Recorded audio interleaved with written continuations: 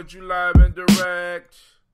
Live and direct, 1 2 1 2 1 2 coming through. Yo, check it out. This is what I'm going to do. Now, I'm not going to bust no rhyme. But, yo, I am going to say this, yo. Hey, this is Gye-Nyame Journey Radio. I am your host, Brother Hatim. This is a Heart of a Simple production, and tonight you are listening to Folk Tales for Grown Folks. We are going to do some serious wisdom mining tonight, and tonight we will change your life. We're going to do some serious wisdom mining, and tonight we're going to shake you up. We're going to do some serious wisdom mining, and tonight we're going to blow up those old paradigms.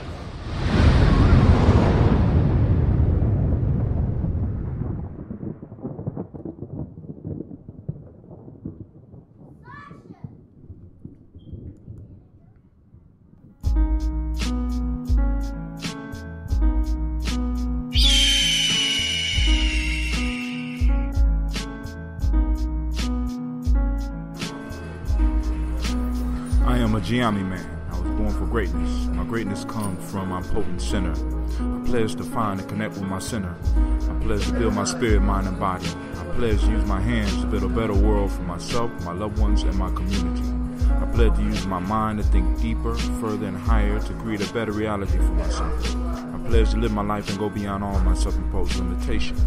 I pledge to promote the principles of the Gye-Nyame warrior and to assist all those seeking the path of success.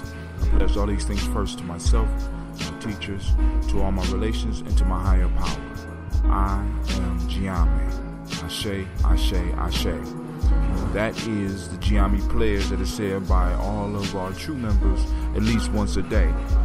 Peace and welcome to our YouTube channel. Check out our videos and podcasts. Subscribe as well as join the journey. Push past your self-imposed limitations within the Gye-Nyame journey. Peace.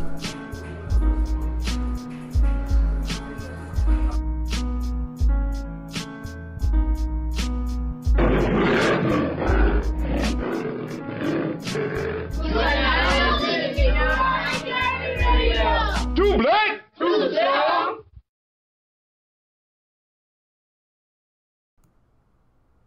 I am because we are, and we are because I am. The paradox of African life. I am because we are, and we are because I am. Therefore, there is no difference between I and we. Many of us feel that we can escape the gravity of being African. Beyond just a term. We are the total existence of all that there is. Today, I had a confirmation of a saying that I've been saying for a long time. And I had to ask myself, is reality shaping me, or am I shaping reality? And some of my younger journeyers out there that are listening, I want you to start asking yourself this question now. Are you being shaped by reality, or is reality? Are you being shaped by reality, or are you shaping your reality? Black folks, are we being shaped by our reality, or are we shaping reality? Because of the way our thoughts flow, because our ancestors taught us, as a man thinketh, so is he. As a people think it, so are they. How are we thinking? Are we thinking oppressed thoughts? Are we thinking abused thoughts? Are we thinking poverty thoughts? Are we thinking economically poor thoughts? Are we thinking politically weak thoughts? are we thinking militarily backward thoughts?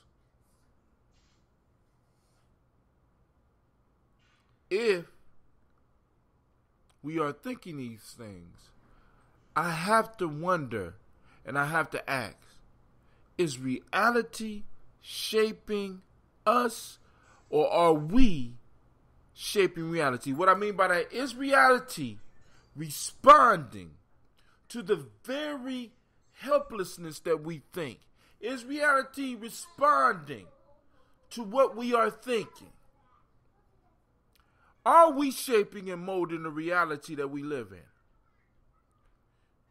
Because if it's about thought, then many of us need to change our thoughts. Many of us think that it's me. I exist because I exist.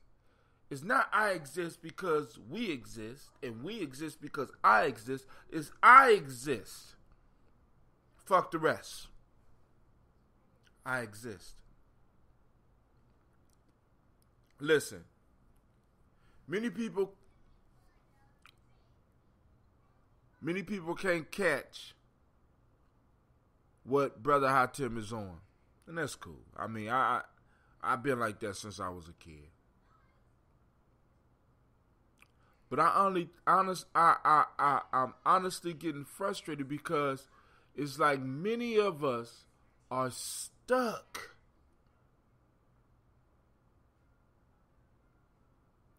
in a mind state that is producing absolutely nothing for us. It's not producing happiness. It is producing something for us, but it's producing exactly what we don't want. The very thoughts that we don't want are pursuing us and hounding us because we're thinking about it, because we're focusing on them. And yo, it's time for us to get up, man. It's time for us to get up. It's time for us to change our minds.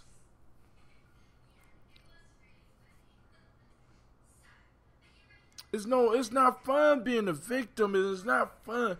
I mean, it's almost like I'm watching a world champion be beat down by a chump. I'm watching and I'm participating in getting beat down by a chump. I know I could beat him, but I just don't feel right. My thoughts got me hemmed up. He poked me out mentally, but physically I could jump higher than him. I could run faster than him. I could hit harder than him. And I know this deep down, but something is blocking me. And I'm like, damn, I want to hit. Let me hit this motherfucker, please. But we don't do it. We stuck. And because we stuck, the rest of the world is stuck.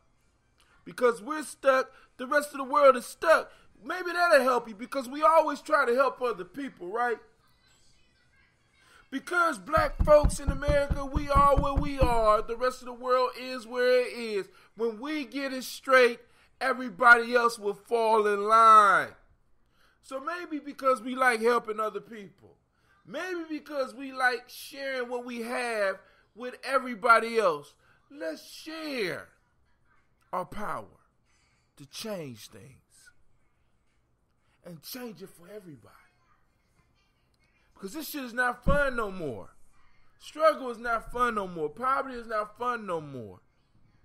Me watching a black man die on camera.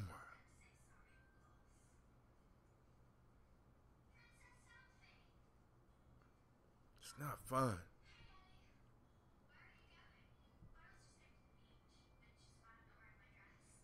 Me watching. And see, this is what people don't understand. It don't matter how many times it happened. What matters is that it's happening and now the world can see it. See, one of the things that I know about bullying from my life is that bullying can be tolerated in private, although it shouldn't be. But it's so much easier to deal with bullying when it's just you and the other person. The other person, no, he might talk a little bit, but he hasn't fronted on you in front of everybody.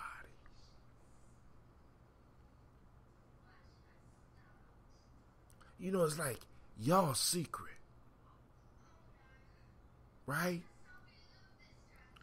But it's a whole nother thing when a bully wants to put your shame in front of the world.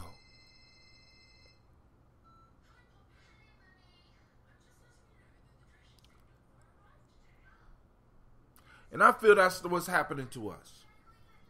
Our shame is being put across the bright blue sky. It's being shot through the internet. And the world is seeing how helpless and hopeless our situation is here, or at least how helpless and hopeless we have made it. It's time for a change. It's time for a change. I don't never want to see another one of somebody like me dying on camera, because that's all that can be done. And then to watch the woman thrown on the ground, they snatch her phone from her when no laws were actually broken, no laws that was worthy of death were actually broken. They're thrown on the ground after one has been shot fatally, thrown on the ground and handcuffed in front of the seat. And I want y'all to understand that this child saw this child saw this man shot while she was in the back seat. And she saw her mother manhandle.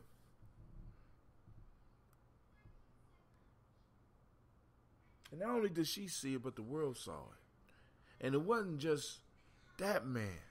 It was me, sitting in the car bleeding out. It was you, brother. It was you, bleeding out, trying to say something, still lost in the daze and in the haze, not really understanding that you're dying.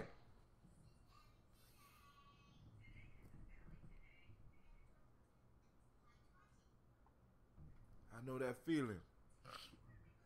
That's why, it's surprising. Because in that moment, you can't believe that somebody will be that dastardly, somebody will be that cowardly, somebody will be that scared of you to pull the trigger until the trigger's pulled. I know that feeling.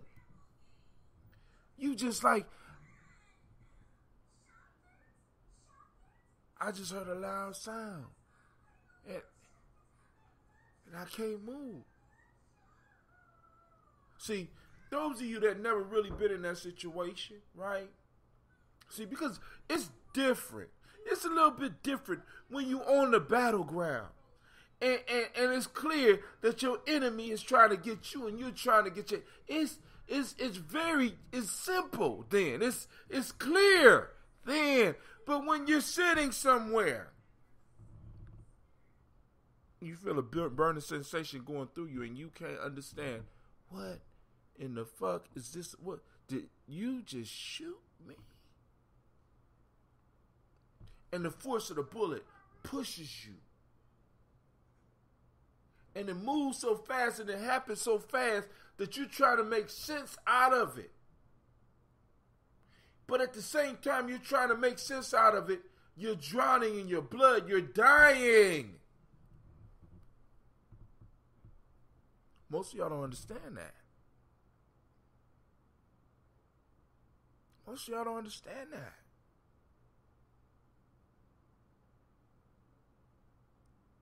But brothers, you need that's you.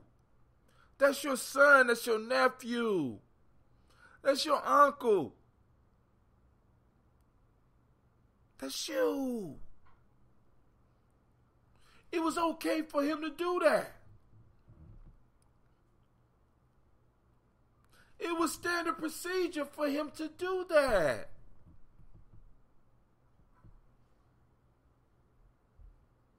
Because there's no consequences for him squeezing that trigger.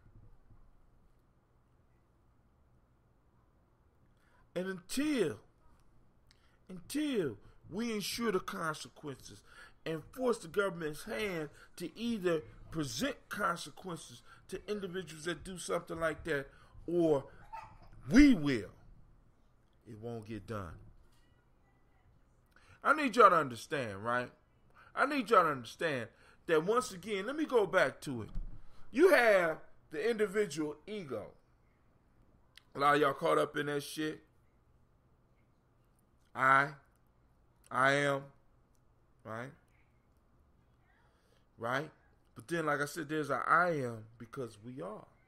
And there's a we are.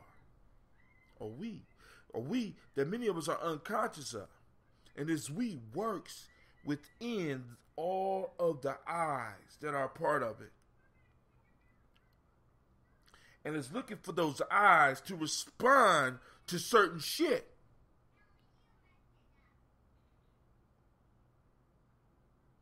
The we, the unconscious we, the superconscious we, whatever you want to call it, is looking for an answer. And it finds one of those eyes that's trying to plug in. It's looking for one of those eyes that say, this shit is not right. This is not a game. This shit. And the response is going to happen. How long are you supposed to kick somebody before they say ouch? I mean, sort of like the police. I want y'all to think about this. The police want you to just fall on your face when they tackle you. You are not to try to put your arms down because that's resisting arrest. You're supposed to fall down and bust your face. I'm sorry. I'm sorry. I'm sorry. Ooh, so I like to welcome everybody to Folktale for Grown Folks, right? Tonight we're going to talk about The Mule. That's the name of the story. It popped up. And I'm going to read it. But I'm going to invite people that might be listening, that might want to call in, to call me at 614-556-4535. Fam, we got the tribe up. I'm trying to tell you right now, it is a necessity. We need to start tribing up, y'all. All right. So what we going to do, class is in section. I'm going to read it.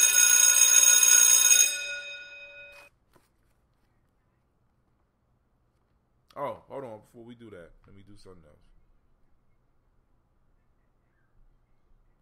So I don't have to worry about it later.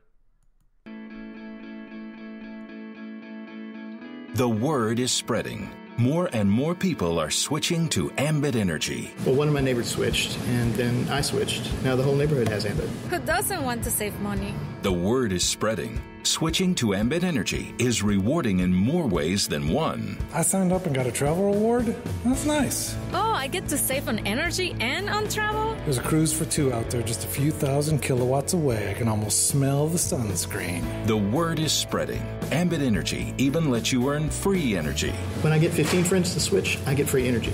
I have 15 friends. At least I think I do. Hey, I'd be telling people to switch to Ambit anyway. If you'd like to switch to Ambit Energy, listen to the following contact information closely. Then spread the word. All right, you done heard the man spread the word. Gye-Nyame's journey is a consultant of Ambit.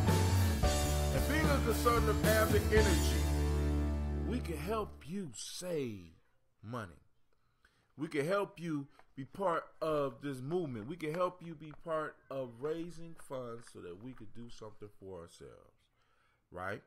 So by you paying your electric bill and allowing us to serve you and sign you up with Ambit, either through your electric bill or your gas bill, you will be funding our movement, right? What's the movement for? The movement is for the movement is to help teach other people about self-mastery. The movement is so that we can start acquiring territory and developing and building an economic life for our people. The movement is so that we can start employing some of our young people as well as some of the elders. The movement is so that we could buy our own complex, so that we don't have to worry about the police rolling through there because they feel like it, or doing what they want because it's the law. When you got your own territory, you can make the law, right? Hey, a lot of y'all don't care about that stuff, but yo, Ambit Energy. Well, my fault. Gye-Nyame Journey is a consultant of Ambit Energy for those that are interested in helping support Gye-Nyame as well as possibly saving money yourself. Go to www.GyeNYAMEJOURNEY.myambit, spelled MYAMBIT.com. That's GyeNyameJourney.myambit.com. Check us out. You know what I'm saying? Go in, plug in where you live. Plug in your zip code. Find out how much we can save you on electric. Find out how much we can save you on gas. Find out how much you can save. And better yet, why not try to get your own business? And better yet, if you don't want your own business, why not get free electricity, or at least free the energy part of your bill? Get that part free, not the delivery charge. But you get that delivery, you get that energy part free on your bill, right? So make sure you hit us up. Those that may be old school and you want information on how to do it, hit me up at 614-594-9422. All right. All right. Let's get down to the best part. Aesop Fable. Translated by George Fowler Townsend. All right. This one is called The Mule. Very powerful. All right. A mule, frolicsome, from lack of work and from too much corn, galloped about in a very extravagant manner, and said to himself, "My father surely was a high-mettled racer, and I am his own child in speed and spirit." On the next day, being driven a long journey and feeling very wearied, he exclaimed in a disconsolate tone, "I must have made a mistake. My father, after all, could have been only an ass." The Mule. All right, we're gonna read it one more time. We're gonna go through it real quick because I want to belabor the point too much. All right, y'all ready? Here we go. The mule, a mule, frolicsome from a lack of work and from too much corn, galloped about in a very extravagant manner, and said to himself, "My father surely was a high-mettled racer, and I am his own child in speed and spirit." On the next day, being driven a long journey and feeling very weary, he exclaimed in a disconsolate tone, I must have made a mistake. My father, after all, could have only been an ass." All right. Now this one, right? This one right here holds the key for many of us, right? Because this one is a very powerful statement, right? So, now, first, let me bring it down as for black folk. Black folk, I want y'all to think about this, right? In the story, we are the mule, right? And the mule has the right idea. He's comparing himself to his father, but he's a mule. But he says, hey, my father, listen, because many of us do this. Frolicsome from a lack of work and from too much corn, galloped about in a very extravagant manner, and said to him, "So my father surely was a high-mettled racer, and I'm his own child in speed and spirit. So, this mule is comparing himself to a racing horse. Not just, see, a racer. See, because mules don't race. Right? Mules are beasts of burden. Purely. They're not raised to race. They're raised to be strong. They're raised to serve. They're beasts of burden. And he compared himself to a racing horse. A racing horse isn't better than a mule. Although some people value a racing horse more than a mule. But you don't want to race a horse when it's time to move shit. When it's time to move shit, you want a mule. When you want to get somewhere fast, when you want a short burst for a race, a quarter of a mile, you want a quarter horse. You want a horse that can do that. Real quick turn. When you want to move something over a long distance, you want a mule. You want an ass. You want a beast of burden. See, the mule had the right idea, but it compared itself to the wrong thing. Black folks, you got the right idea, but you're comparing yourself to the wrong thing.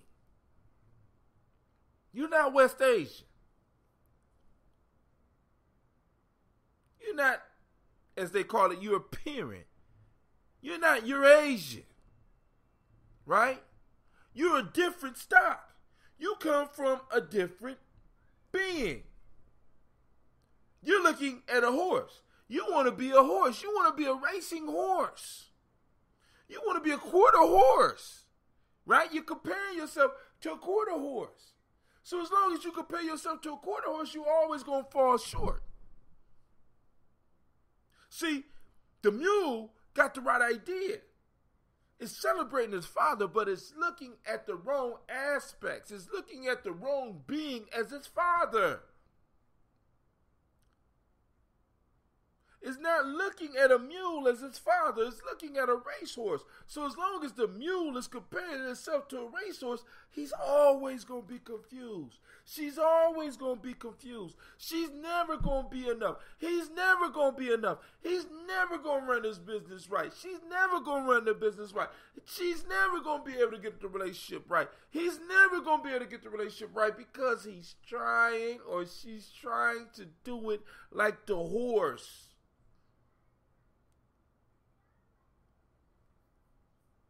Fam, we got to think about this. Individuals, people on the journey, you got to think about this. You got the right idea. You're comparing yourself. But are you comparing apples to apples? Are you comparing your apple, you being an apple, to an orange? I like both of them. Neither one of them is better. Are you comparing an apple to a banana? Either one of them is better. No, baby, you got to compare apples to apples. I think Albert Einstein says that as long as a fish attempts to climb a tree, he will always fail, or something like that. But along the lines, it's like, if you are comparing yourself in the wrong way, you'll never be right. You'll never be victorious. And all I'm saying is, look, take the time to compare yourself right. The ass didn't compare himself to an ass. So after he did a hard day of work, he was able to see reality, and he was very disappointed. I want y'all to listen to him.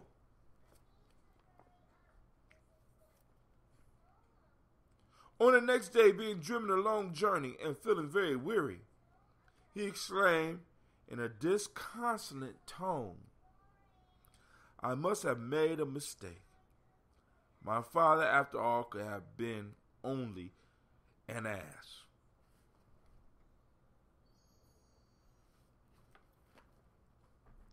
Only? Only. Horses are great, but civilization was carried on the backs of asses, right? On the backs of mules. The horse carried the people. the mule and the ass carried the loads. And it was the loads that made the journey valuable. See, that mule is comparing itself in the wrong way. It's looking down upon what it is. Right? It's looking down upon its ability. It didn't say that the mule died in the middle of the journey. No, the mule made the long journey. And in its weary and in its tiredness and in its soreness, it said, I'm wrong. My dad could have been nothing but an ass. Not realizing the position of power that recognizes itself for what it is can put it in. Many of you are out there right now comparing yourselves to the wrong things. Trying to prove that you come from the wrong thing. When you need to embrace who you really are. Don't wait for the world to beat that shit up out of you. The world beat it up out of the mule. And by the time it came out the mule was so wore out that it made it sound like what it was not worthy. Many of you are living your life because you think you're not worthy. Whether you're covering your hair. I mean, think about it. We are the only people that got hair that stands up towards the sun. And we hide it. Ladies. Brothers, we got our own idiosyncrasies as well. Because we're trying to compare ourselves to a quarter horse. I want you to remember that. It's just a quarter of a horse. It's not a whole horse. If you're a mule, be a proud one. If you're an ass, be a proud one. Right? We're the only ones that are putting values on it. See, for example, we put a value on the relationship between the gazelle and the lion. And the lion is a majestic animal, but the lion wouldn't be shit if all the gazelles just disappeared, will it? No. The lion got to have that meat. You know what I'm saying? The gazelles, if they wanted to kill the lions, they could just do it real simple. We won't have no more kids. We both gonna die. But the gazelles don't do that. So the gazelles is a very honorable and powerful animal. We don't look at it. We just don't look at it right. Many of us want to go into beast mode and we just want to be the fucking lion. Not realizing that the lion might only get 30% of the gazelles. The other 70% is out there hopping around, living a high life.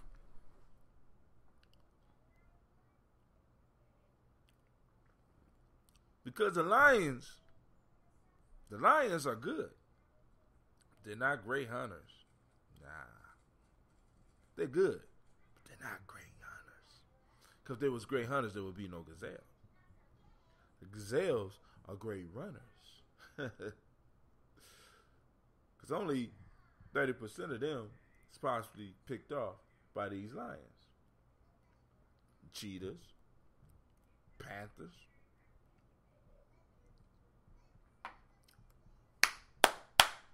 I need you to understand we need to start learning to compare ourselves to what we are. Be proud of who you are. Be proud of what you come from. Right? Many of us try to hide where we come from. We galloping around high on corn and high from a couple of days of rest or days of vacation, and we think that this makes us different. Like, for example, and I don't want to call nobody out, but there was he ain't even famous no more, but there was a actor and rapper who says, I can't understand the civil rights movement because I'm mixed. He put a picture up of his father. I don't say Bow Wow. Put a picture up of his father, right? Said, I don't understand this because I'm mixed.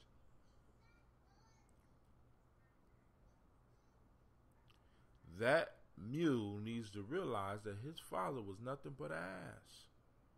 And be proud of what the ass is capable of so that he could be proud of himself rather than getting on social media and embarrassing himself and embarrassing his family. We never understood civil rights because we're mixed. Knowing that when the hanging is going down, they're grabbing your green-eyed ass. You need to be clear about that. They didn't spare no green. You're not the only green-eyed. They didn't spare green-eyed niggas. They hanging your ass, homie. Oh my God. Be who you are, fam. All right. This has been Brother Hot Tim, and I'm saying thank you for tuning in for Gye-Nyame Journey. This is Gye-Nyame Journey Radio.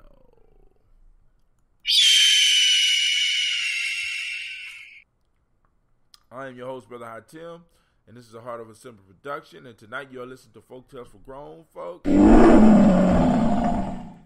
Of course, you know this is where we strive to blow up your old paradigm.